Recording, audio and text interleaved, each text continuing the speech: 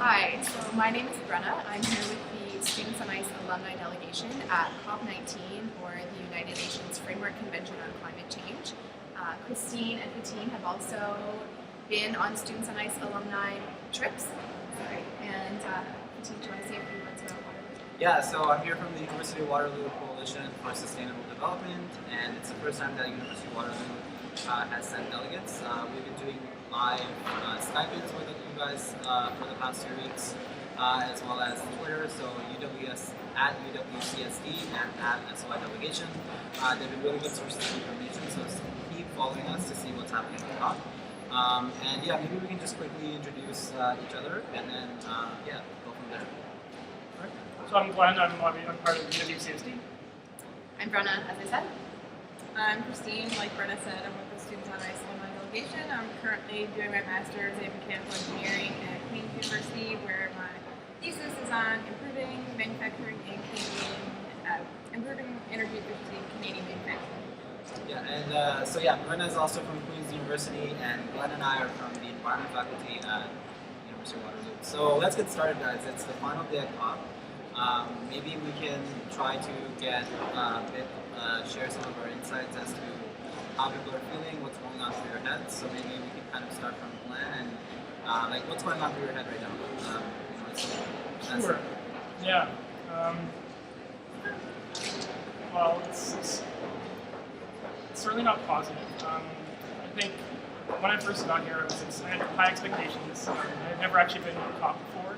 I wasn't exactly sure what to expect. I kind of had an idea of how the processes worked. But after getting here on Monday, it was kind of a hard reality check for me.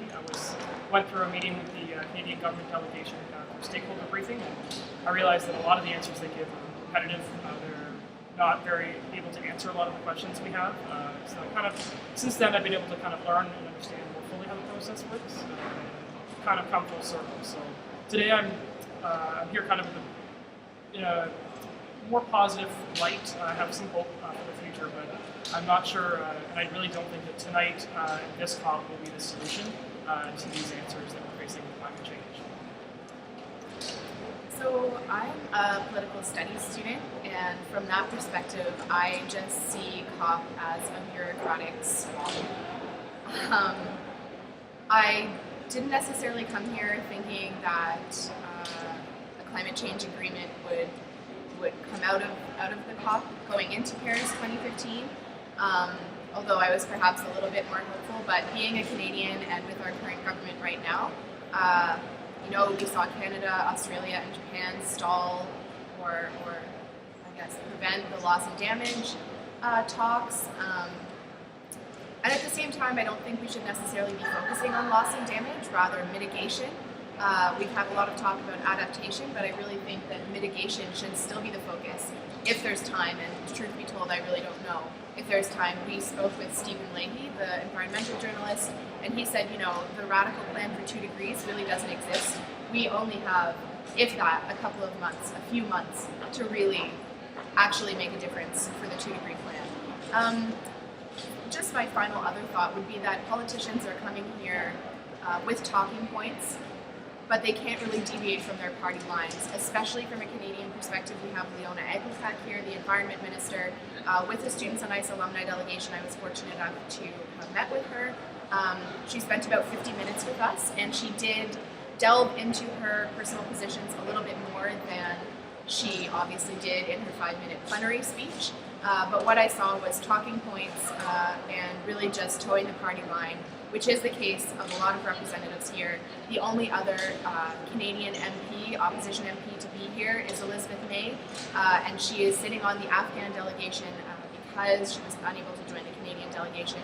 But on the other hand, that has meant that she's been able to be critical of the Canadian delegation, which she certainly has been in the Canadian delegation debriefs. But it was pretty discouraging for me that this is kind of a lot of show and tell, and real negotiations aren't happening because everyone is just doing their job and towing the party line.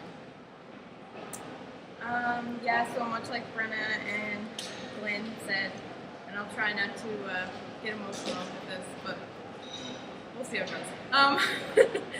Like Brenna and Glenn have said, this COP experience has been really disappointing, and I just feel bitter about the whole process. Which normally I'm a very positive and upbeat person. Like before I came here, I had a lot of expectations because I'd never been to a COP before, and like you always hear about these high-profile negotiations that are going on behind the scene, and you hope that they're going to come to some sort of consensus. And yes, they are going to solve all our problems, but from coming here, it just seems like it's not possible. And it seems like the next Kyoto, the next global climate agreement seems to be drifting further and further away, which is really upsetting as someone who's been involved with environmental issues for a really long time and something I'm really passionate about. Also, I'm an engineering student, so coming here from an engineering point of view, it's super frustrating because I know that the technology exists.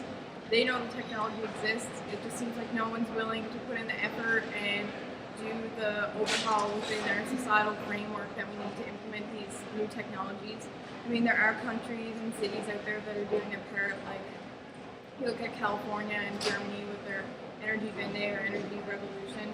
So there are some groups of people out there who seem like they're willing to do what it takes, but overall on a global scale, I don't think it's there. Like Brenna said, that there seems to be a lot of talk about adaptation, which at this stage when we're told that we still have the chance to maybe do what it takes to limit it to 2 degrees, I don't think adaptation is where our focus should be. We should really be doing all we can to mitigate while the chance still exists that we can limit climate change.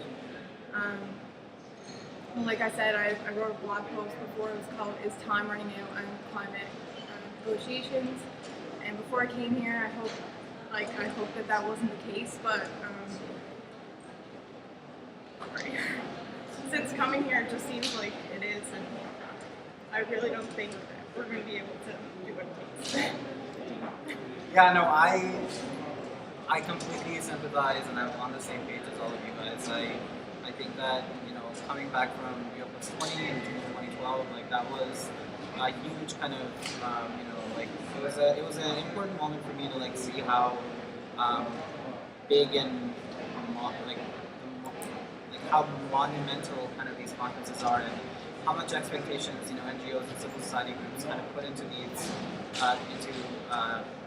these milestones and expect change from people on the ground who are actually being impacted by climate change, and that's definitely not taking place. And I think that come for UWCSD, being an academic delegation, for me this time around, what's different is that I've decided to take on a more journalistic approach and actually just talk to like the reason that maybe I'm feeling a bit more positive is because I've had the opportunity to interact with researchers, with some policymakers and negotiators, and actually just ask them questions about what do you think is going on. And I don't think that anyone here, most people here, like, they know the problems are big, and a lot of people here are here because they're committed, and they also know what the problems. So, for example, today morning there was a brief on loss and damage, and that's something that has become a trend since the last Doha, and it's been brought here, and I've heard that there's a good chance that it would come into the text that's going to be developed by the end of today. And like I don't think people who are working on loss and damage undermine doing adaptation and mitigation. Like it's all of those things need to happen, and they're trying to figure out institutional mechanisms for the UNFCCC to give like the importance that each of these topics need to get. So yeah, like that's kind of like where my headspace is at. I think for this is not like I think again like the person who was there, her name is Coco Wandel, Dr. Coco Wandel, and she based like her recommendation or advice to me was that this is it. You're in here for the long game, but what you need to like remember is the fact that just keep the people on the ground, kind of in your mind where you're going through this. So a lot of her work, her research is actually going into the LDCs and the island states and actually like talking to people and seeing how they're reacting to and adapting to climate change. And I think if we keep those people in focus, then the solutions will come. I mean, they need to come. Like there doesn't seem to be any other option here. Yeah. So I think like what we'll kind of also give you guys is kind of an overview of like what exactly is happening inside, with like every day. So we'll cover kind of yesterday and also today. But are there any kind of events or side events that you guys have attended that kind of really kind of stuck with you, or something that you took back and you think that people at home need to kind of know about and look into to learn more? Yeah, I'll go first one. I was at I was at two. The first one I found that was really interesting was renewable energy technology side of it, which focused on the idea of implementing basically almost 100% renewable world by the year 2035, which most people would just look at and say that's not possible.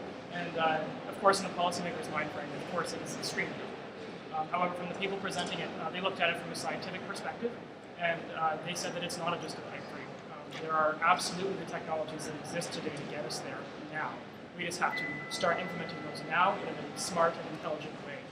So I thought that was incredible what they had thought through. They actually presented a framework, provided some literature, which I brought home to see. So it kind of shocked me to see how fascinating something like that could be presented in a side event. Yet at the main negotiations, they're nowhere near that far in terms of getting towards solutions. So I felt like one of the things they should do is kind of implement some of the creative ideas in the side events into the actual negotiations to maybe even solve the problem faster. Anyway, the other side event I went to that was really interesting was highlighting the Quebec and California partnership. I'm not sure actually how new this is and how many people are aware of it, but the Minister of Quebec for Environmental, a whole bunch of different titles he has, he came here basically to highlight Quebec's role, and they have decided to partner up with the state of California in their emissions trading system. So they're now going to be buying and selling credits bilaterally, and I thought that was very creative. One thing to note, of course, is that Quebec is doing this in the mindset that this sets them apart from Canada, and that this is going to help their environmental record. And they don't like to be associated with Canadians or Canada's environmental record. They basically try to tell everyone that they're their own nation, that the way they're looking at this environmental problem, this climate change issues, that they're dealing with it on their own. And granted, Quebec's environmental record is way better than the federal government. It kind of seems like, sorry, I'm just going to... Yeah, absolutely. From the Canadian delegation meetings we went to, it kind of seems like the Canadian government is looking to put the pressure on the provinces anyway to carry the environmental burden of our country, or even to the citizen level, and that's what it seems like. Yeah. Which, Subnational, we're a federal country, so we have multiple levels of government. I think that subnational or provincial action is definitely necessary, but I also feel that our strategy at the national level is basically non-existent. We had the budget, which was released in summer 2012, come out as an omnibus bill, and it basically repealed environmental assessment in Canada.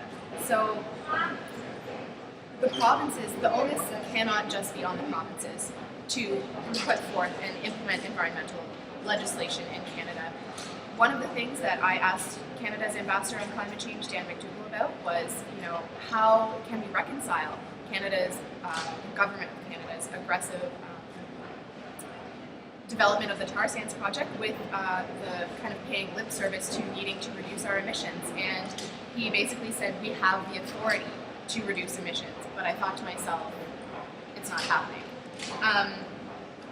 What I've most taken out of COP19 is, obviously I'm here for personal learning, and that's the way I've had to kind of frame it, because if I say, I came here to really, call people into action, that is just not the case.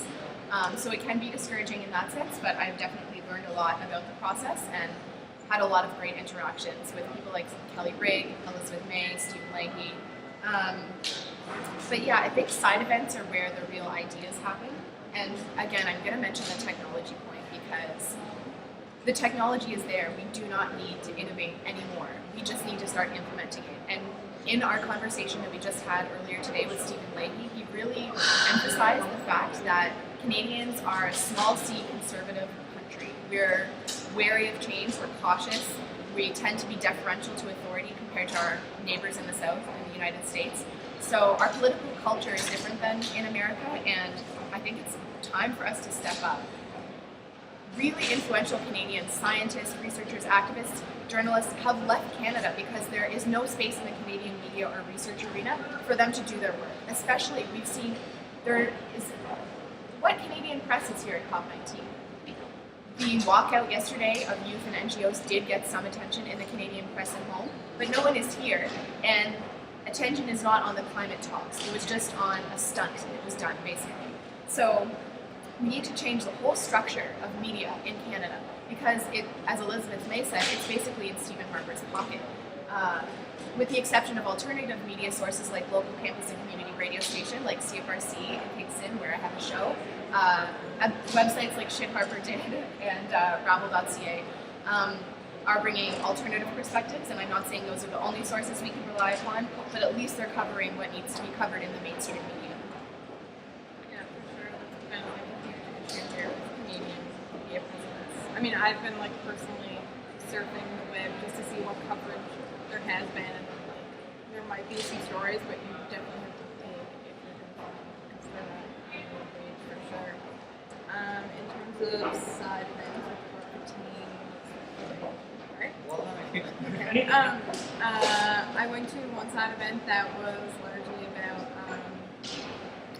I guess, enabling women more in underprivileged countries, getting them part of the climate scene, because as they were talking about in this side event, women tend to be the main providers of so many things in these underprivileged countries, and I think, just getting more communication out about climate change and what they can do, educating themselves about the issues is really important.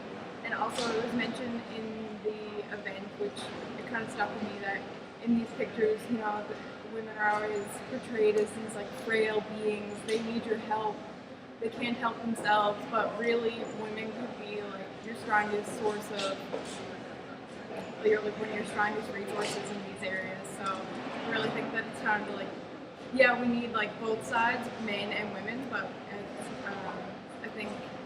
I guess women's education is a key component to getting climate issues across in these underprivileged areas.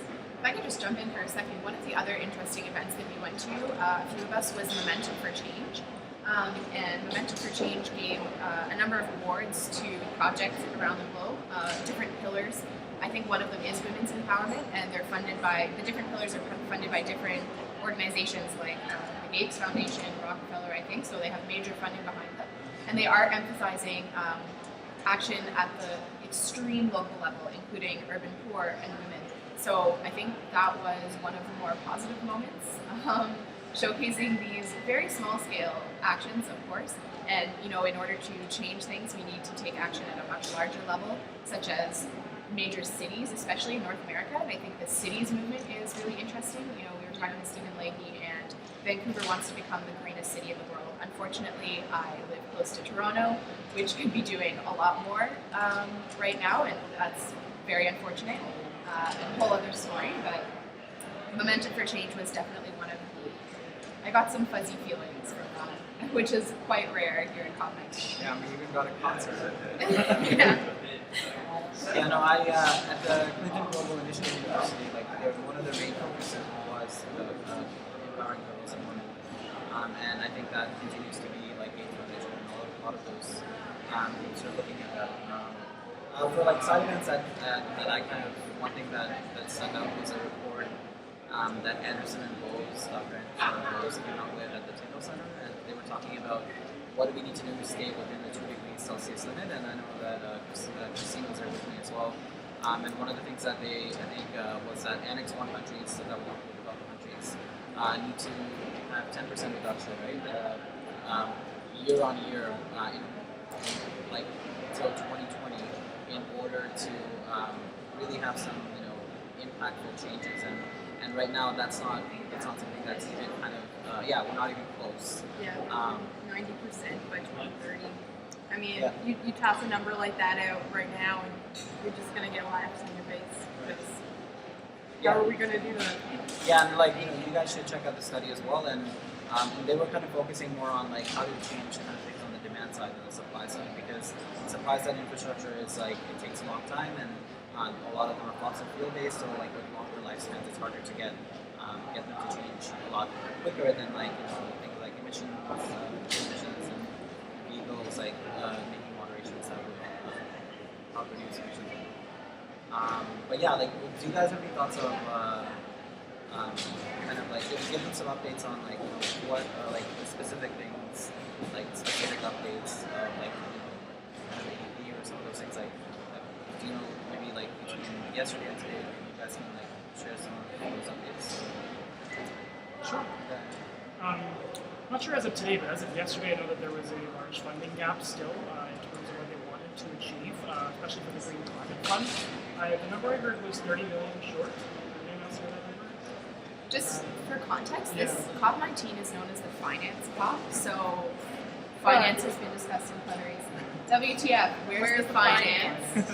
Um, although the thing is that I don't find myself to be overly literate in the issues because it's all closed door. It's not very well publicized, and where we're getting the information is through the NGOs, not even through the media necessarily. NGOs, as Stephen Leahy said, I've been quoting him a lot because I really enjoyed that talk with him. We spoke for about an hour and a half, and NGOs are the way that people are getting information now because the Canadian media, the mainstream media, are not covering these issues, especially the minutiae of the agreements and the process that's taking place. I find myself a little bit lost in saying what's going on because it's hard just as observers, especially as youth observers. This is my first COP. It's hard to understand really what's going on, especially in real time. Yeah, there's so much red tape behind it all anyway that even if you are given the facts, you have to like sift through 30 acronyms to figure out what they're telling you anyway. I mean, it's really, we're talking high level, like political bureaucracy. Like it's not even in layman's terms, most of the text. So. I mean, like a few days ago, like the umbrella group, like they were requesting for 70 billion to be committed by 2017, and then by 2020, the goal is 100 billion for the fund. And so, there's been a lot of resistance from a number of countries. Australia has kind of been at the forefront of this resistance, and backed by countries like Canada and Japan. So that's kind of. Do you maybe want to clarify for the listeners what the umbrella group is? Yeah, maybe so. So the G77, which are composed of a number of like developing countries. In China. And China, yeah. So they kind of have formed like a bloc at the negotiations to kind of represent what they all agree with together. Yeah. Actually, something just to note too, that 100 billion you're talking about, it's not per year, right? They're trying to reach that as an entire goal. Yes, right. And if anyone's read any current academic literature, the economic reviews of the costs of climate change, adaptation alone, not even mitigation, not even the cost it would take to scale up renewables and stuff like that, it ranges a lot depending on the methodology, but I think it ranges from about 5 billion to 100 billion per year is what we're going to be required just to adapt. And that's without considering the current level of development in cities and developing countries. So it's a huge number. It's very hard to cover. Yeah. Something that gets me is the billions of dollars that we're going to have to spend to repair our cities and after climate change. But the thing is that Canadians don't really see that because we aren't directly experiencing the effects of climate change as, for example, the small island states, Malaysia, Indonesia, Philippines. So you're talking about like developing countries as well, right? Yeah, exactly. I mean, the small island states and developing countries are the countries that are less able to deal with the effects of climate change, but they're feeling the effects most greatly. And I see that Canada has a far greater ability to deal with climate issues, and that we're just not doing our part, despite the fact that we are more able. I mean, in the context of some of the loss and damage discussions, like Canada wants kind of that to be under adaptation. Like they don't want to make certain distinctions. And also another thing is that they want developing countries, like Annex 1 and Annex 2 countries, developing and developed countries, for there to be no distinction between the two in terms of like what they're obligated to do, which they seem to not want to make any changes on. Have you guys heard anything? This goes right back to the equity issue. Right, yeah. And Martin Poor actually was an event on equity.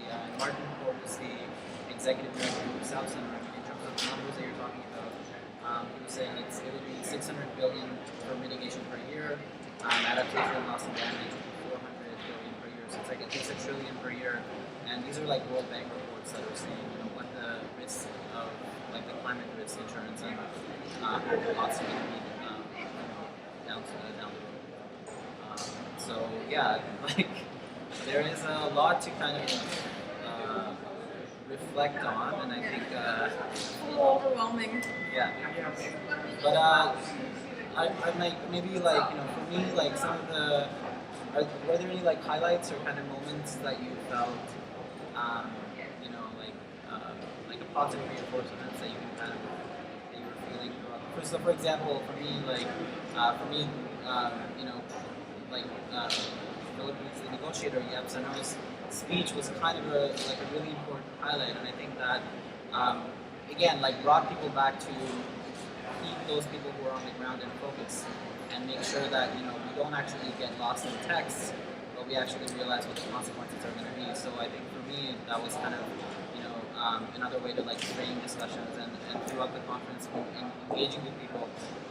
Hashtag We Stand with the Philippines. There was a vigil yesterday that a lot of people in Waterloo and other cities have been hosting. Some of you guys attended, but I think like some of those things again make me hopeful, right? Like even the walkout, I think that there was so much energy and kind of these people who are walking out are the most dedicated, civil society members I think that exist, and for them to kind of choose to do that. I mean, for us, like for the Canadian Youth Delegation, who've been sending delegates every year, they decided not to do that this year, so they kind of jumped the gun. They knew what was going to come anyways. Yeah, they just didn't bring it up, right? They walked out before commenting, so I think that again we need to change. Going back to Canada, like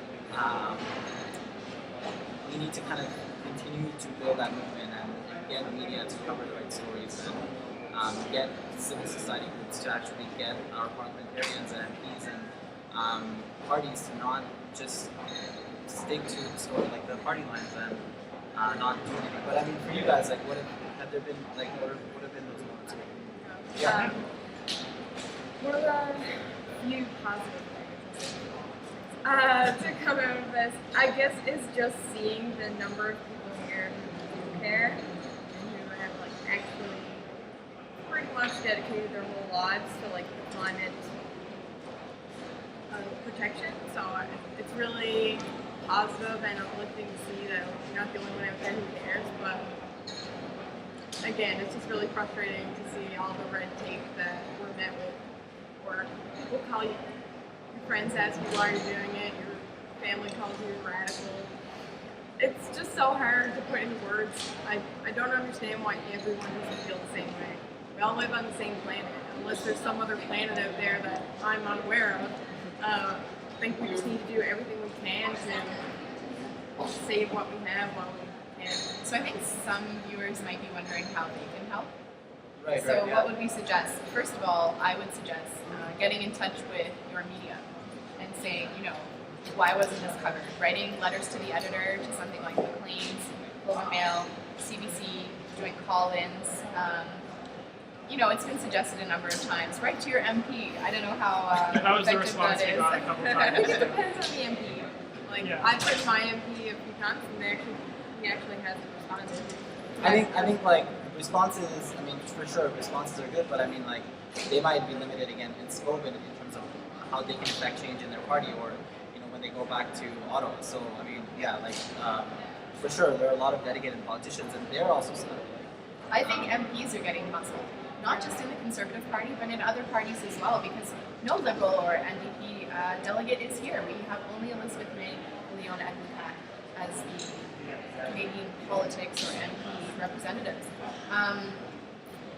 And so that's discouraging for me as a student of Canadian politics, definitely. And one of the things Stephen Leahy said was because the Liberals and NDP are unwilling to form a coalition and work together, they're really failing future generations of Canadians. And that's definitely a product of our current electoral system, first past the post or plurality, where you see Harper's majority with 30-something% of the popular vote.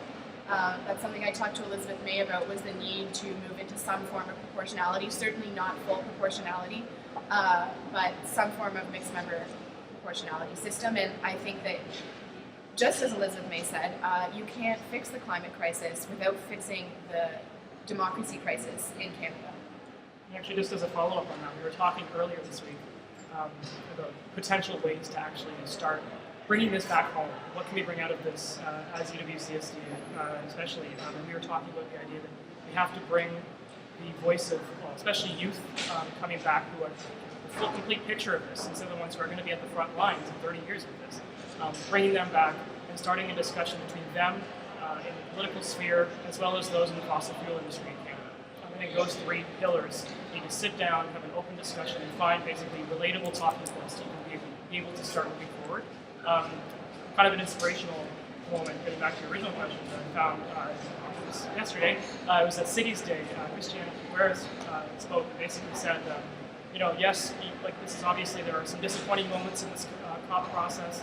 There are ups and downs, there are waves. However, overall, there is a current that flows underneath the waves, and I believe that the current is flowing forward. That's her perspective. I know some of us have a lot more grim perspectives, a lot more negative attitudes, but I do feel that it is moving forward just out of manipulation. Yeah, I mean, I was listening into another one of her interviews she was doing, and she was talking about speaking at the Coal Summit, and I think the interviewer that was asking her question was like, do you think that was the right thing to do, that kind of engage with them in this process? And her response was that we need to engage all stakeholders in this process and make sure that, and I think that the same needs to be done on the other side as well. Like, they need to make sure that like NGOs, civil societies, and youth, and all of these groups are actually like accounted for in a meaningful way, so that, and actually like go from there instead of just sharing your voice, which I mean, like some of those phrases, I feel so dated by them. Like, I think like, or like, you can change the world, or we can change the world, which is like, it's been almost like ingrained over the last like 5 years or so, for me at least. And it's just like, I think that, people here, like, yes, you definitely are going to be playing a role, but also like some of these adults and they all have done their homework. Right? That was another thing, was like, some people were asking countries should do their homework, and Figueres was saying that all countries have done their homework and they know what's happening. It's not that no one's in denial, and I think the same can be said for Canada. Like, they know what's going on, so they know exactly what's going on. Yeah, and so there isn't really an excuse at this point. So it's that seems like it's yet to be seen, kind of how that's going to change.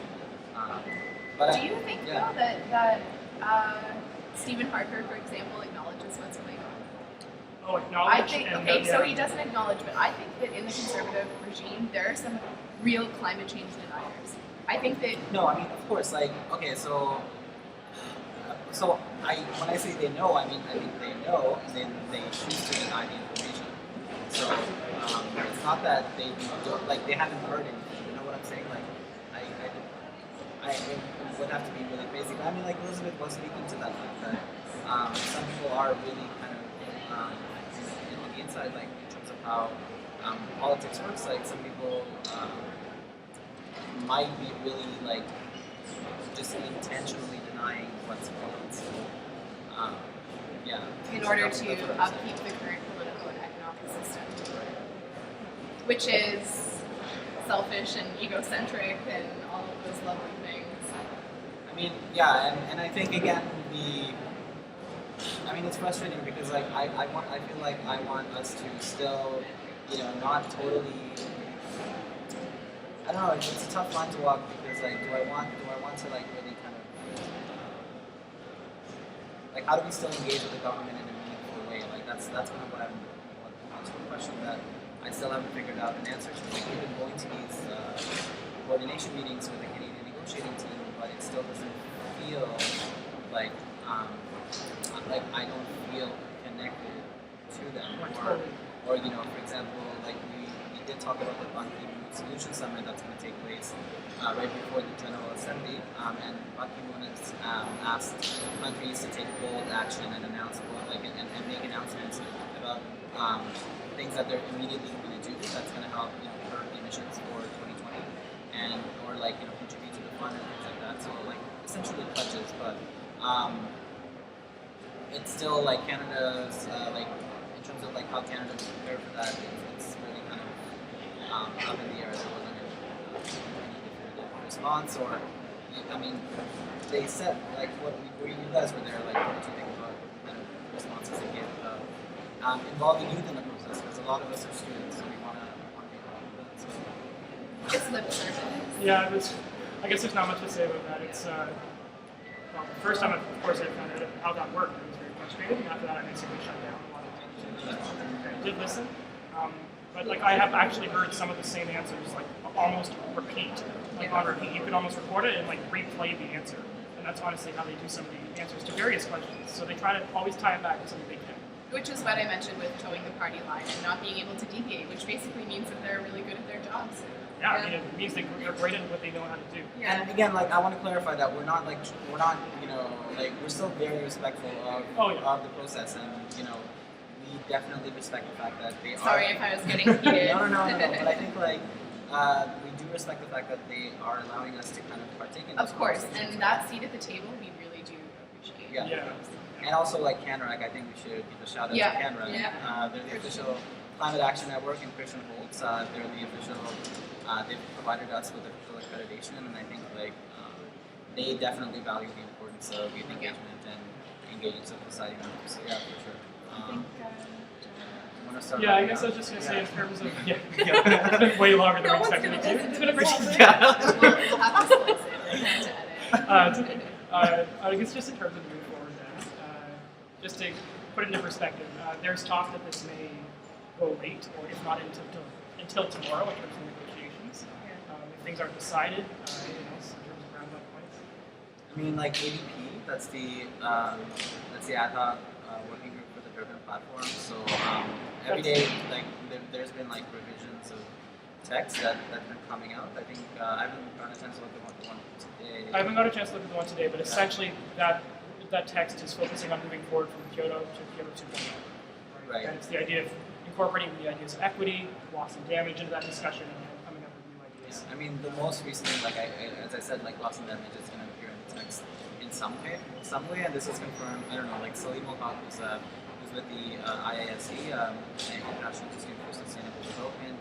He kind of was like walking by and said that it's going to be in the text somehow, and but yeah, ADP might not be. They might not be able to reach a decision on the AP or climate finance, which we'll see. You know, if it does get pushed back, even like it could get pushed out to like the next time they get together. Maybe push back 6 months. One of the big things is like the budget for the UWC. By the end of January, there's some decisions that definitely need to be made, and like they need to incorporate that. So as a final thought, if you are confused by some of what we were talking about, I think things You to might- Google would be loss and damage, climate finance, UNFCCC itself, Yeah. Even just the COP page has a lot of Yeah. information on there. I mean, hashtag. ADP. Yeah, hashtag COP19. That's what I've been using, and I basically retweet everything I see that I find interesting. And it's also Friday. I don't know, whenever it is Friday, you can follow Earlier Friday on Twitter, so you can start following all the groups that you want to get in touch with. I think that's, shall we? Yeah, let's wrap it up. All right. Thank you for listening. For listening. I'll turn this off. Bye. Hopefully it recorded. It definitely did. I just have to turn it Could off. you imagine if it didn't?